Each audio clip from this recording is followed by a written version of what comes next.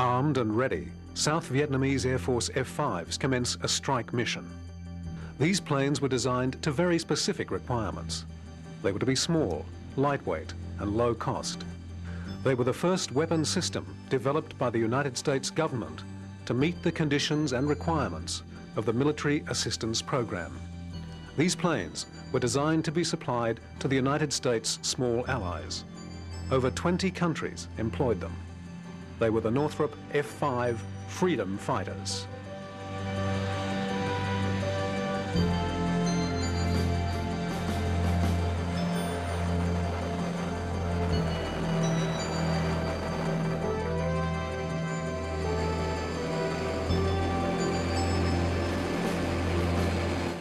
The F-5's development defied current trends in fighter aircraft.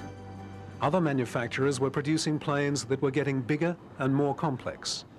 With the reappraisal of military needs after Korea providing financial support, the United States was pursuing technology. New avionics, missiles and engines dictated growth in the size of fighter aircraft.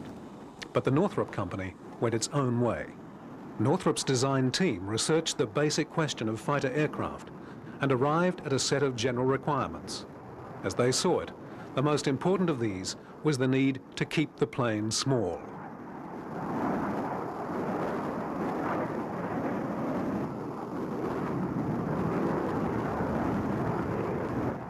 In a classic case of successful innovation, the reappraisal not only led to the family of F-5s, but has had a much wider effect on the development of fighter aircraft since. The role the plane was built to fill was a humble one, but there was nothing humble about Northrop's little masterpiece. It emerged as a maneuverable and highly effective weapon.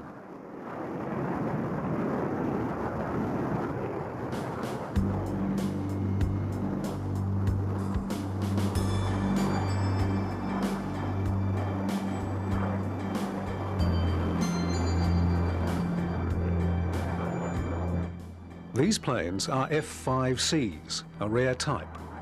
19 F-5s were re-equipped for the US Air Force combat trials in Vietnam. Because of these modifications, they were given the separate designation. They were much better known as the Scotia Tigers. After their USAF action, the modified planes were handed to the VNAF and became South Vietnam's first modern jet fighters. In time, about 200 F-5s were used by the Vietnamese.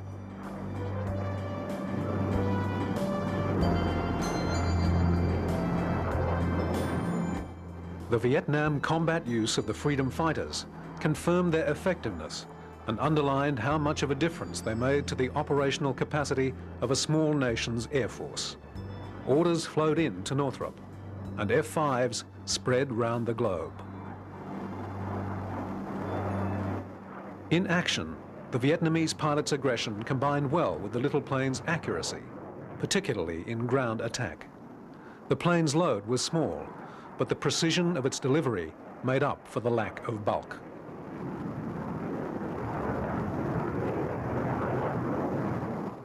The F-5's successful Vietnam deployment underlined the value of Northrop's development work. The design team's obsessions were vindicated. The planes were simple and easy to maintain. Their reliability gave them an edge over other types. They established the highest operational readiness figures with the lowest maintenance man-hours.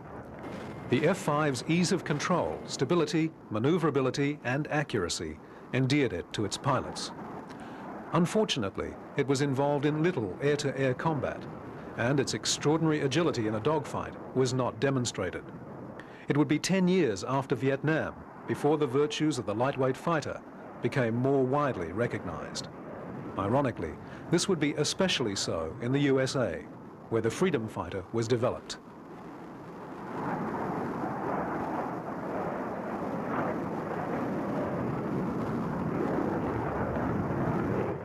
The F-5's development goes back to 1955, when Northrop completed the first phase of its fighter studies. They produced a design, the N-156, to serve as the basis for development of either a supersonic trainer or a lightweight fighter.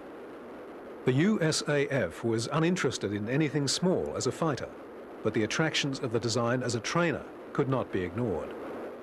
On the 15th of June 1956, the go-ahead was given for the production of prototypes of what became known as the T-38 Talon.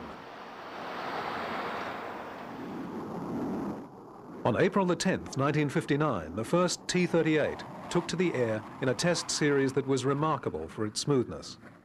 It was the first supersonic plane to go through testing without a major accident. There were no aerodynamic changes, and the plane exhibited no vices. The T-38 came out with an instantly established reputation for outstanding flight handling and forgiving characteristics. After the success of the initial flights, larger orders flowed in, and by October 1959, production was stepped up from 2 planes a month to 10. Eventually, nearly 1,200 T-38s were built. Meanwhile, the company had continued to develop the fighter version at its own expense, tailoring it to the emerging market with less wealthy American allies. This may have been a gamble, but it was a well-informed one.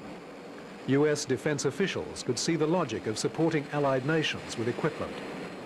Additionally, it made sense to equip them with combat-capable modern weapons rather than hand-me-downs. An ally with obsolete equipment is of limited use. In May 1958, the company was instructed to go ahead with construction of 3 prototype N-156 fighters.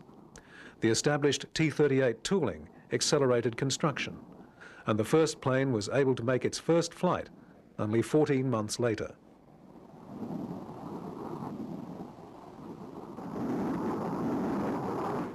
Despite the success of testing, the USAF had no desire for a small plane for its own use, and there was no program to cover development for use by other countries. Only 2 of the prototypes were completed. The third, part constructed, was stored.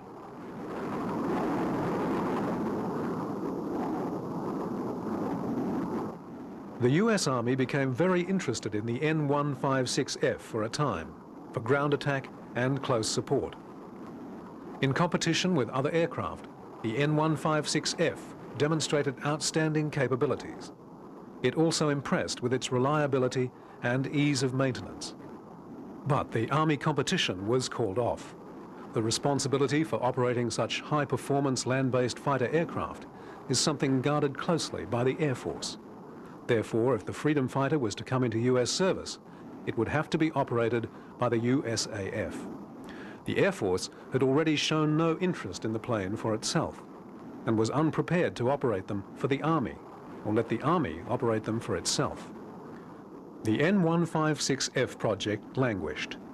Northrop were very confident that they had a great plane, and everybody who came into contact with it was impressed. However, there were no buyers.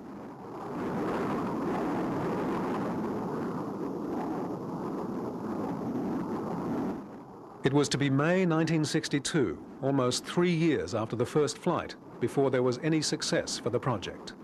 The Department of Defense had continued to review the needs of the United States allies in NATO and SEATO.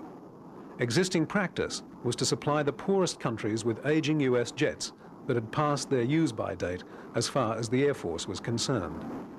This was an inefficient use of the Allied Defense Force resources. What was needed was just what Northrop had designed. The Kennedy administration had vowed to pay any price for the maintenance of freedom, including active re-equipping of Allied forces, and Northrop's plane was the only serious US contender for a lightweight, low-cost fighter. It was therefore announced that the N-156 had been chosen as the defensive arm to be supplied to favored nations under the Military Assistance Program, MAP.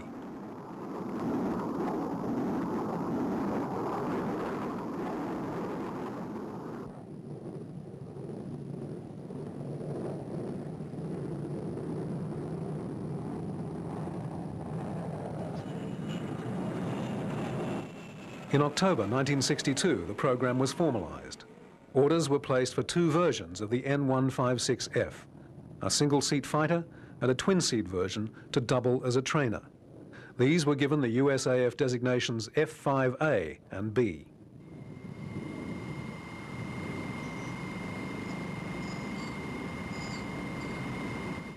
The partially built third N156F prototype was still in storage, and this was completed to the new specifications as the F-5A. The first flight of the new plane took place on July the 31st, 1963.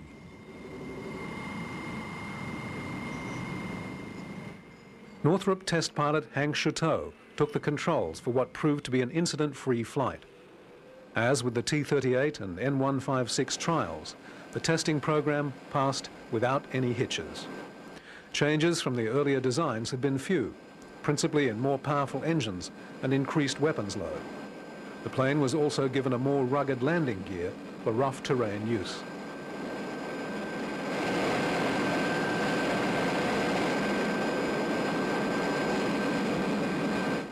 Despite the increased load and heavier engines, the F-5 was still tiny compared with other fighters of the day. For example, it was about a third the weight of an F-4 Phantom. The key to its size was the power plants chosen for the plane. Northrop's designers had been quick to notice the development of small turbojets. They'd been designed for use in missiles, but the Northrop team saw in them the opportunity to gain significant savings in thrust to power plant weight, and also incorporate the safety package provided by a second engine.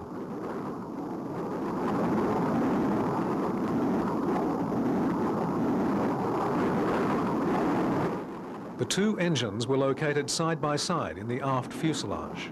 The F-5 engines each weighed only 570 pounds, including the afterburners, and delivered 4,080 pounds of thrust. With a simple two-point mounting onto built-in overhead tracks, maintenance was so simple that a crew of 3 could remove and replace an engine in 20 minutes.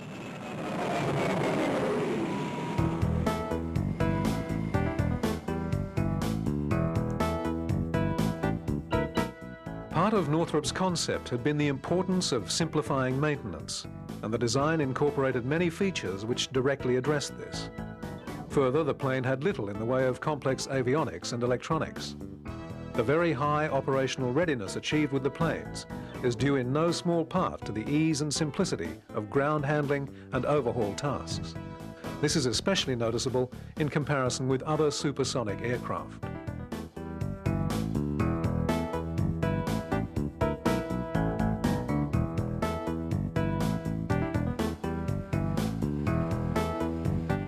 A total of 8 aircraft were used in the development and flight test program, and these were soon followed by production models.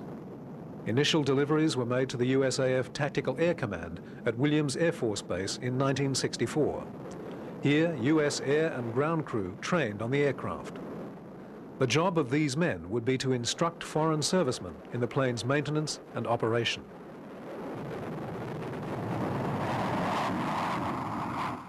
Each MAP country receiving the F-5 would send a group of pilots and other specialists for a training course. The aim was to have these people return to their homelands, qualified to act as instructors. The F-5s used in this program all carried USAF markings, but were in fact owned by the countries concerned.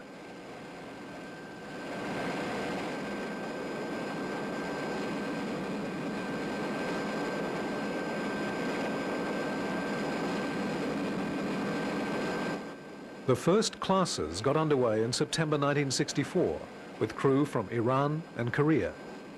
US pilots working with the Military Assistance Advisory Group also attended this course. It would be their job to advise F-5 customers on how best to integrate the new planes into their inventories and how best to employ them in the field.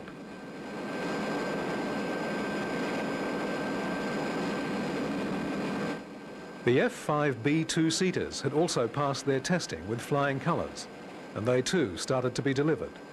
They were equipped with dual controls, and the instructor pilot seated well above the forward cockpit could take over if needed. In addition to this training capability, the planes also doubled as attack aircraft.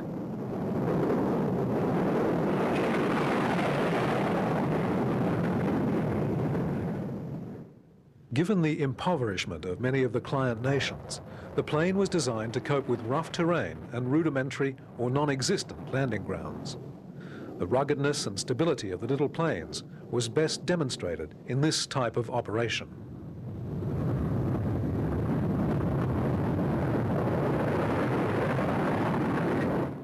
The limiting of sophistication in the plane may have compromised some aspects of its performance, but for its customers, it was the only option. They found that it ideally matched their capabilities and budgets and gave them a very capable defensive and offensive strike. For most of the air forces in question, this was the first time they had deployed effective modern combat aircraft.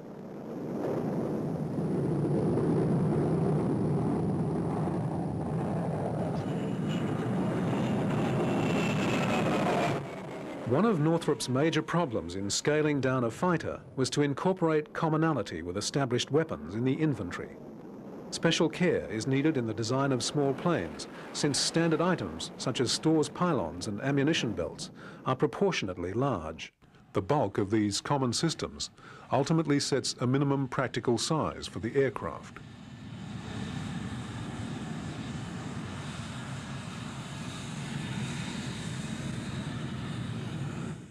The F-5A was equipped with two nose-mounted 20mm cannon.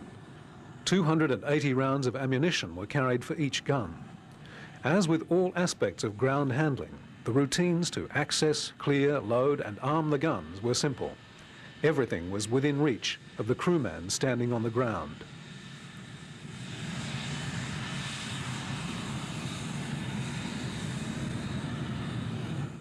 The built-in maintenance simplicity extended to tasks like aiming the guns. With minimal skill levels and a few simple tools required, this was established with little difficulty. The guns themselves were rapid firing, capable of 1,500 rounds a minute. A short burst from two cannon could do a lot of damage.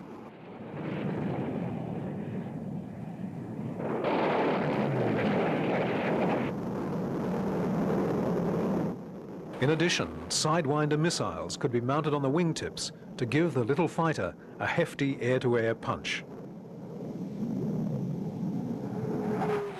With the stability and easy control of the F-5, formidable accuracy with the cannon was achievable.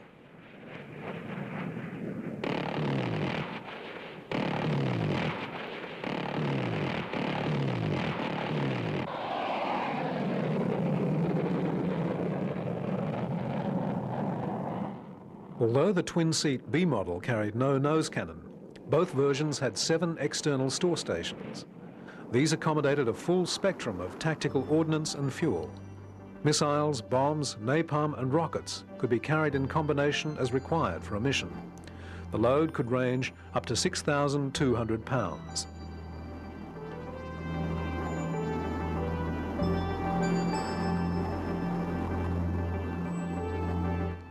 As a tactical support weapon, the F-5 proved its worth repeatedly. The combination of its excellent high and low speed maneuverability, unrestricted visibility, rapid response speed and stability made it an excellent close support and interdiction fighter.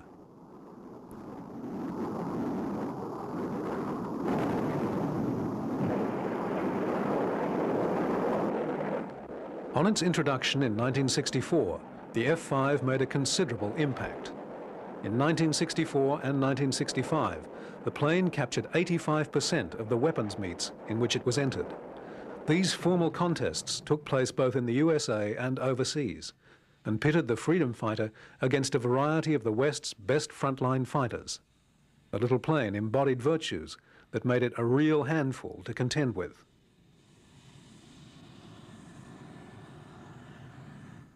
The initial orders placed by the Defense Department in 1962 totaled 71 F-5As and 15 Bs.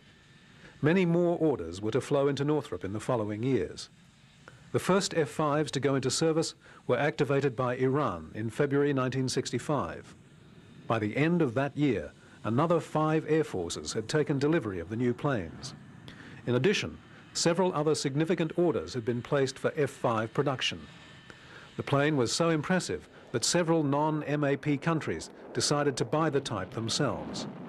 Even as early as 1964, agreements were reached with Norway and Spain, the latter including under-license production.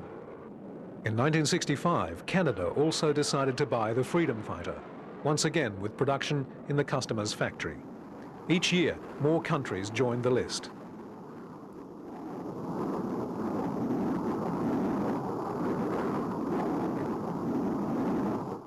Area ruling had been applied to the plane. This concept, developed by NASA, held that the cross-section of the complete aircraft should vary smoothly along its length. The waist given to the fuselage above the wing is in recognition of the additional forward-facing area of the wing itself. It was the area ruling that resulted in the F-5's slimmed hips and the overall smoothness of the aircraft's lines. This was even carried to the point of area ruling the wingtip fuel tanks.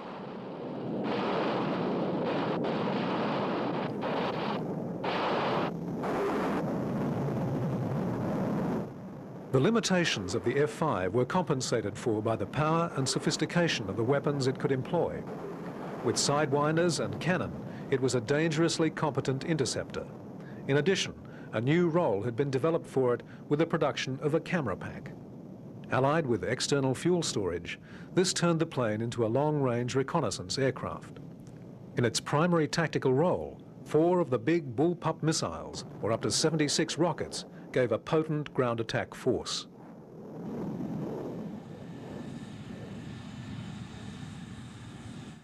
All the fuel storage, internal and external, was pressure-filled in minutes from a single fuel inlet. This was one of the many ways in which the importance of simple maintenance had been recognized in the design. Over a quarter of the surface of the plane was made up of hatches and removable panels. This ease of access to the plane's equipment was reinforced by the racking of components one deep in the fuselage. All the major components could be accessed and serviced with ease. Special testing equipment was minimal and was itself designed to be rugged, portable, and simple to operate.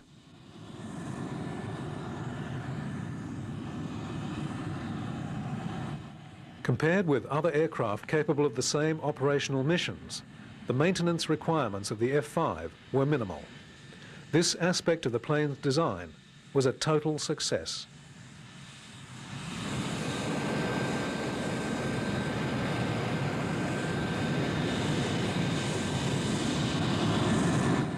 The F-5's load was almost 50% of its weight, which gave it the highest payload-to-weight ratio of any supersonic fighter. With the aerodynamic efficiency of the shape, the limited power of the small engines was able to push the fighter along at about Mach 1.3. Its supersonic capability was not limited by the airframe, but that of the turbojets. The design was capable of much higher speeds, and the limits of the power plants were to be a constant criticism. However, given that the engines had been the key to the small size of the fighter, this compromise was unavoidable.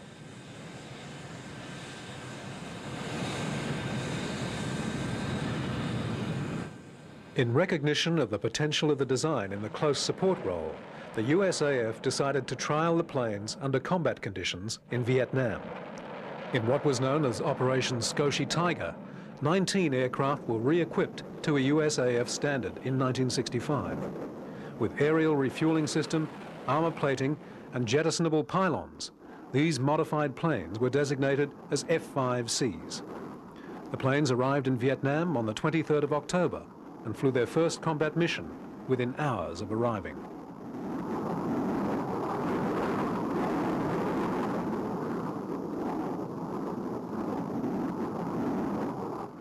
During the 150-day evaluation, the Scotia Tigers flew more than 3,500 sorties with an average combat load of around 2,500 pounds. Most missions were flown with 500 or 750-pound bombs, although a variety of ordnance was delivered. The mission types included close support, interdiction, armed reconnaissance, escort, and MiG-cap. The F-5s endeared themselves to their pilots and impressed the ground troops with their stability, accuracy, and reliability. Amazingly high readiness rates were established. By the end of the trial, practice had reduced the maintenance per flight to 6.5 hours. Northrop's expectation had been 21 hours, and this would have been a reasonably acceptable figure. The mission abort rate was a very low 1.5%.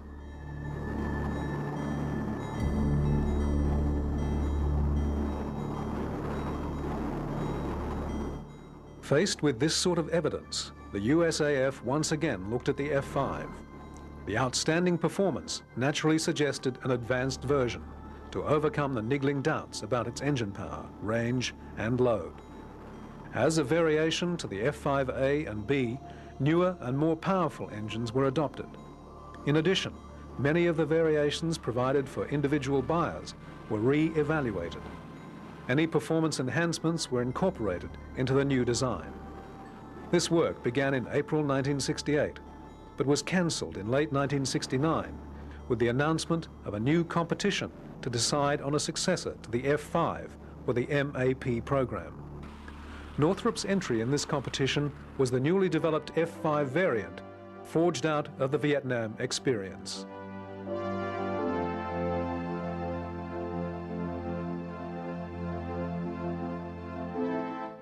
The F-5 was announced as its own replacement, but to lessen confusion and to recognize the changes to the design, new designations were issued. The single-seat version would be the F-5E, and the twin-seat would be known as the F-5F.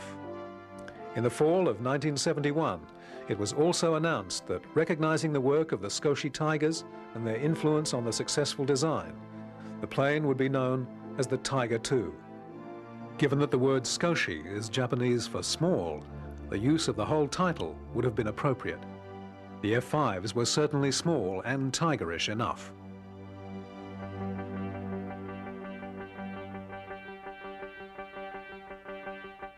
The rollout of the new plane took place on the 23rd of June 1972, and the first flight followed on August the 11th. Progress to that time can be simply measured. In 8 years of production, over 1,100 A and B models had been manufactured for service in the air forces of over 20 countries. Northrop's Midget had turned into a giant sales success.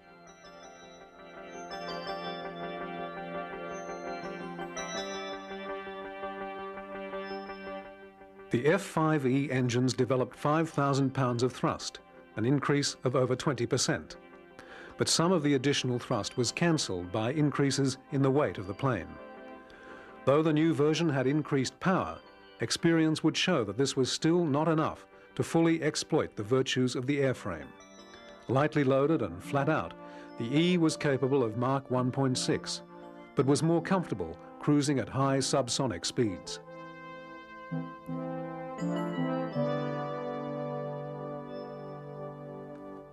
The Tiger airframe was basically the same as the earlier models. The fuselage was slightly wider, and there were several refinements to the plane's shape. But the original design work had been so good that there was little alteration needed. The fuselage was all metal with a stressed skin semi-monocoque structure. Some steel and titanium were used in the aft fuselage, but the plane was primarily riveted aluminium.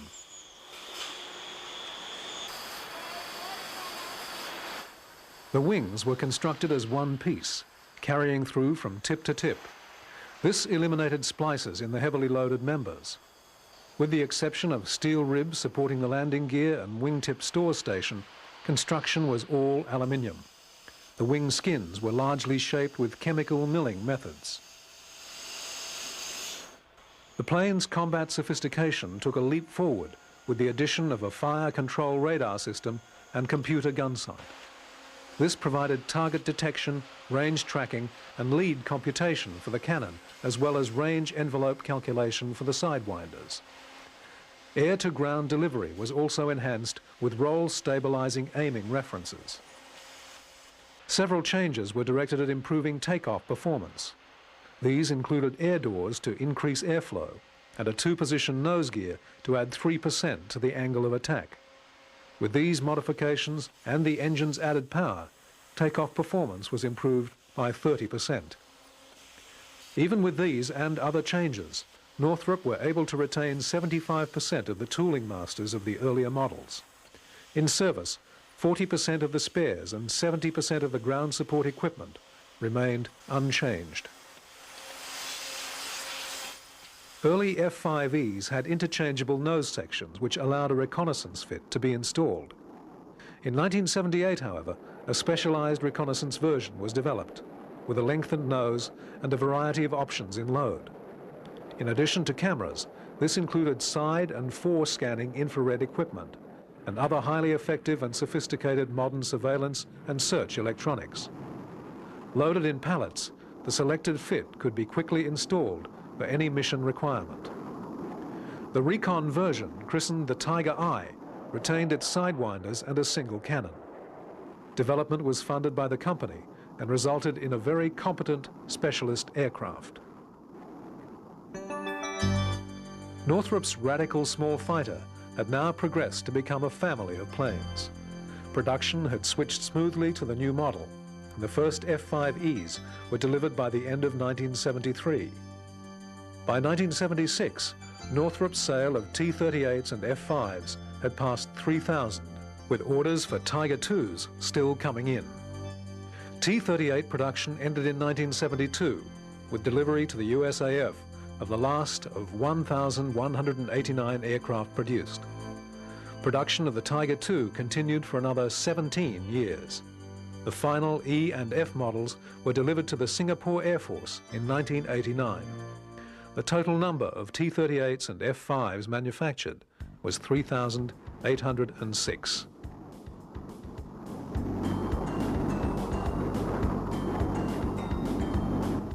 The T-38 Talon was the only version of the plane to go into use with the USAF in large numbers. 1,139 were purchased. In 1974, by then a 15-year-old design, it received further recognition with its adoption by the Thunderbirds display team. Replacing the much larger F-4 Phantom, the T-38 brought its characteristic precision and maneuverability to the team. In addition, it was established that the team could operate 4 Talons for the same as it cost to operate 1 Phantom.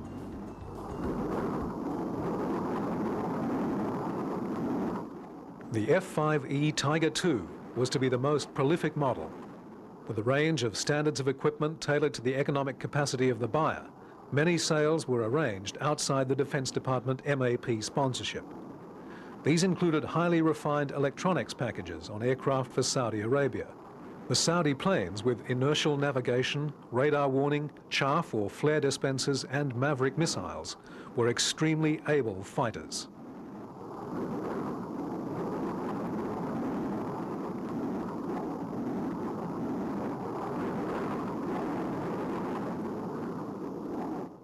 Reception of the Tiger II was mixed.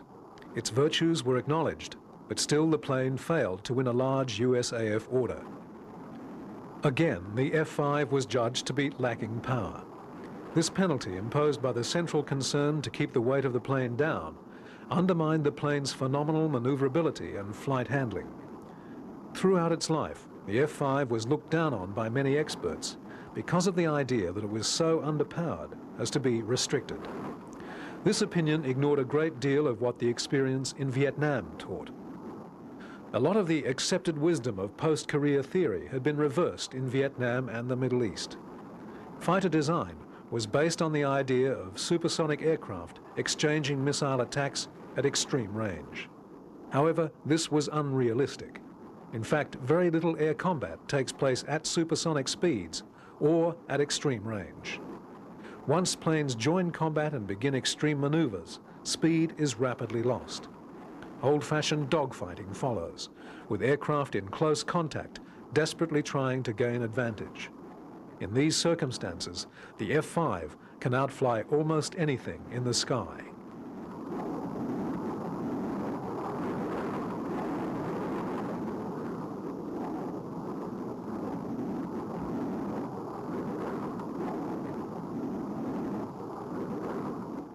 The USAF inventory has not had any other plane which shares the F-5 specifications.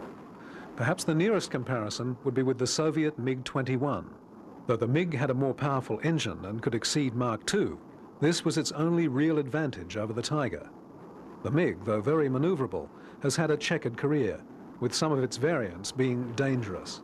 In head-on combat, the planes would be very evenly matched.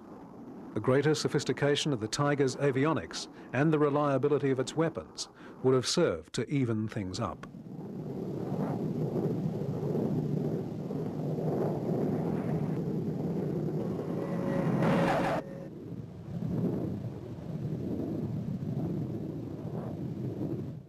Sales of the F-5E bolstered the capability of small air forces worldwide.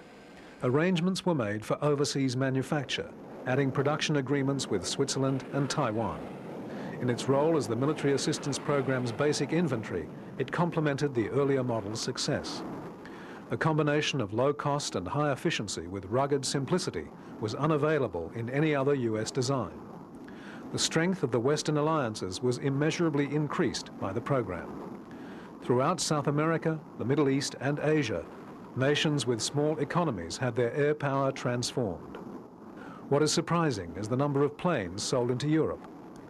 These purchasing decisions, like the Saudi orders, were not economically driven. Countries like Norway, Switzerland and the Netherlands are not impoverished. These nations decided that there was no purpose in the purchase of larger, more complex and more expensive aircraft for roles that the F-5 could easily perform. There was also one communist air force using F-5s. With the fall of South Vietnam, the North Vietnamese captured and operated 87 F-5s of various models. These planes were later used with considerable success against Chinese aircraft in border clashes.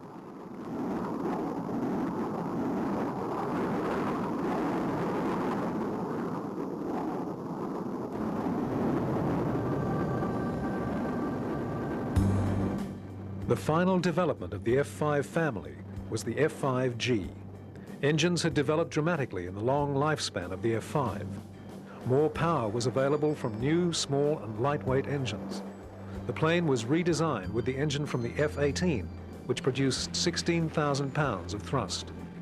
For the first time, the aircraft was matched with sufficient power, and the result was a further remarkable advance in the F-5's capability.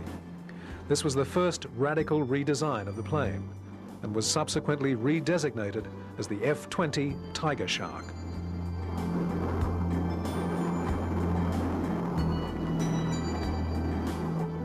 With power aplenty available, Northrop were able to pack additional capability into the plane. Though larger than its predecessors, it was still a small fighter, but its capacity now stretched comfortably up to Mach 2. This was achieved without the loss of any of the F-5's outstanding maneuvering and handling. The work started as a co-production effort with Taiwan, and though a presidential veto was placed on the Taiwan deal, Northrop continued to refine the plane up to 1980. Surprisingly, despite the outstanding ability and competitiveness of the Tiger Shark, no sales were forthcoming. It had overcome doubts about the plane's performance. Its takeoff was outstanding, its electronics fit state-of-the-art, and its price was still low for a high-tech aircraft. Northrop accepted the lack of orders, and the Tiger Shark was abandoned, effectively closing the development of the family of little fighters.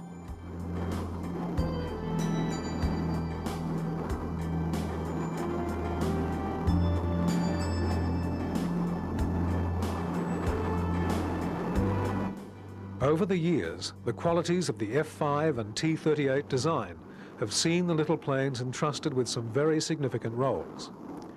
Because of its 2 seats, speed, stability and agility, it proved to be an excellent chase plane and has played an important part in some of the United States' most significant aviation projects.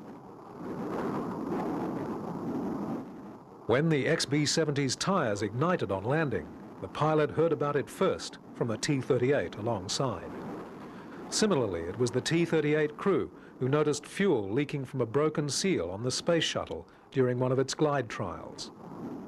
The role of the chase planes in a test program is an active one. They're not merely observers and recorders of the test plane's behavior. They're in constant contact with the test pilot and are sometimes able to tell him things about his aircraft that he and his instruments are unable to establish. Sometimes that information is critically important.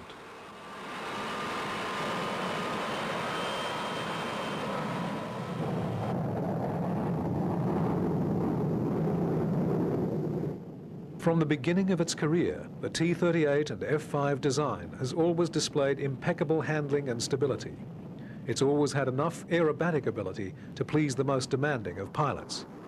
NASA obtained T-38s for the astronauts to maintain their pilot skills. The little trainers also found their way into many niches in the US, including mission support with the Strategic Air Command, chase and test support for the Aerospace Research Pilot School, range support at Eglin Air Force Base, and their service with the Thunderbirds.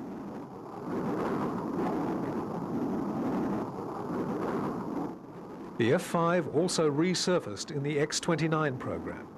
Here, accompanied by a T-38 chase plane, the forward swept-wing X-plane is seen during its test series. The fuselage is that of an F-5, with undercarriage from an F-16, melded to the exotic wing and its enhanced maneuverability. The simplicity of construction, strength, and aerodynamic soundness of the F-5 suggested its use for such a transmutation.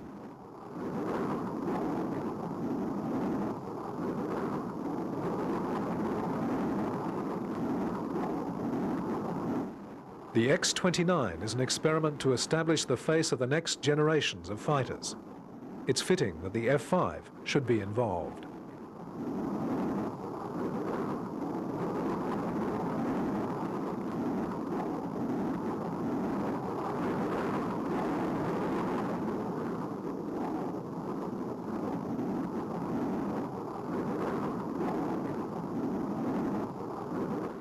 At one time, most exercises were conducted within wings. This meant that pilots were pitted in practice against the same type of craft they were flying themselves. In real combat, this is one of the least likely scenarios. The US Navy developed its scheme to remedy this problem under the acronym DACT, for Dissimilar Air Combat Tactics. This has become far better known as Top Gun training. In essence, this training tries as realistically as possible to reproduce combat conditions.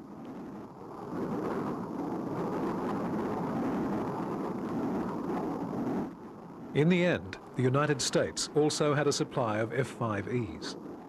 These were aircraft that had been earmarked for the South Vietnamese before their collapse. These 70 aircraft formed the basis for the aggressor squadrons in the USAF equivalent to Top Gun, the Red Flag exercise. Flown by some of the Air Force's best pilots, the F-5 squadrons are a force to be reckoned with. The F-5s are used in part because of their similar characteristics to the MiG-21, and the pilots train in Russian tactics, formations, and maneuvers. In the conduct of the exercises, Nellis Air Force Base becomes a combat deployment for the squadrons involved. This includes the limited support facilities and organizational difficulties to be expected in a combat situation.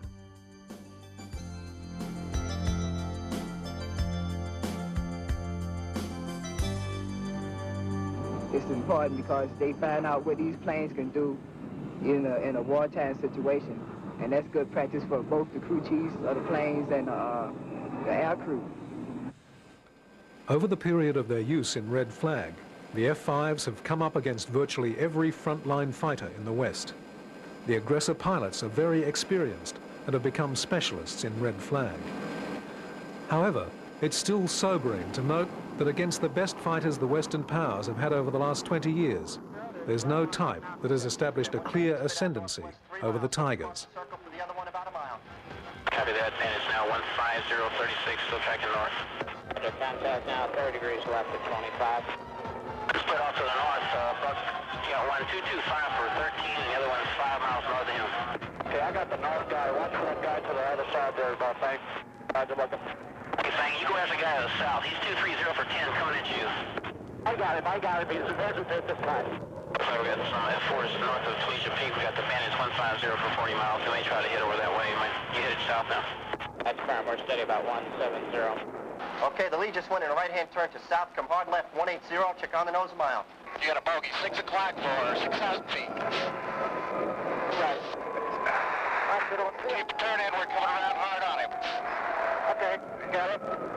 Yeah. I'm going left. Somebody pick him up. Roger, he's off us. He switched. Reverse back. Come back left. The opponents of the Tigers in these exercises were frontline squadrons equipped with the best aircraft and trained to the highest standards. The electronically assessed Red Flag kill ratios favored types like the F-15 and F-14, which are truly awesome systems, against the F-5s. But the margin is small. And if the number of planes shot down is compared to the dollar value of those planes, then the results change dramatically. The Red Flag exercises with F-5s tend to indicate that a force of Tigers would prevail with a margin against the equivalent dollar value of any other type of plane. This includes types that are far more recent designs. This not only puts the F-5 into a more favorable light, but dismisses many long-established criticisms of this unique family of airplanes.